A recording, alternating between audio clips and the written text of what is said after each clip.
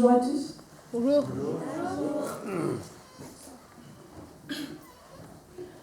Encore une fois, je prends mes feuilles et mon stylo pour déverser en inverse le flot de mes mots.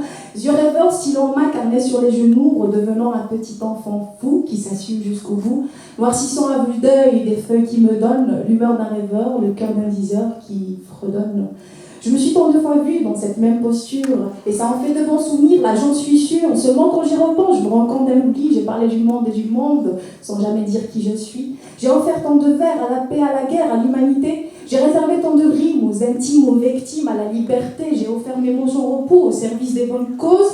Je me suis creusé la tête pour mille et une choses, mais je vous préviens que tous ces prochains vers ne parleront que de moi et oublieront le reste de l'univers. Moi, j'aime bien observer le ciel changer de couleur. Un petit chouïa suffit à mes instants de bonheur. J'aime bien rester sage, enfin, une fois sur deux. J'aime les défis, l'interdit et pas qu'un peu. Ce que je préfère, c'est écrire de la poésie. Pour un face-à-face avec le tabou et l'hérésie, je préfère tout autant mélanger les couleurs pour redessiner mon cœur à la lueur de mes humeurs.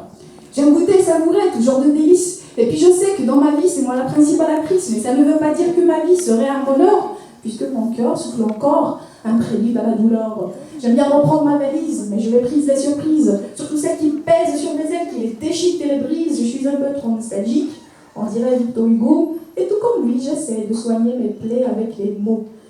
Je m'en foutiste, mais je sais encaisser les coups, et j'encaisse sans cesse pourtant. Je suis encore debout, parfois je baisse les bras, c'est vrai. J'ai dû trop saigner.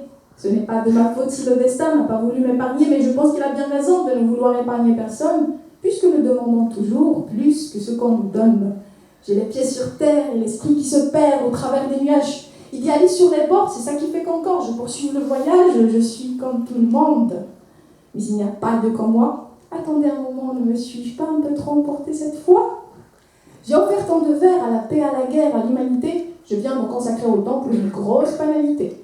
Je m'étais donné à fond pour toute bonne cause et je viens de me creuser la tête pour une si petite chose, car en versant tant d'encre à dire comment je me suis détournée du monde qui s'est noyé dans l'oubli. Alors puisque seul un forgeron de mots qui dans la lumière le noie, faut que je me remette à parler de lui, que je me taise sur moi. En fait, avant que je ne me consume, il fallait que j'assume le fait de me connaître, me voir décrire sous ma propre plume. Je voulais verser un peu de lumière à chacune de mes façades, car je déteste m'oublier, tout comme le grand corps malade.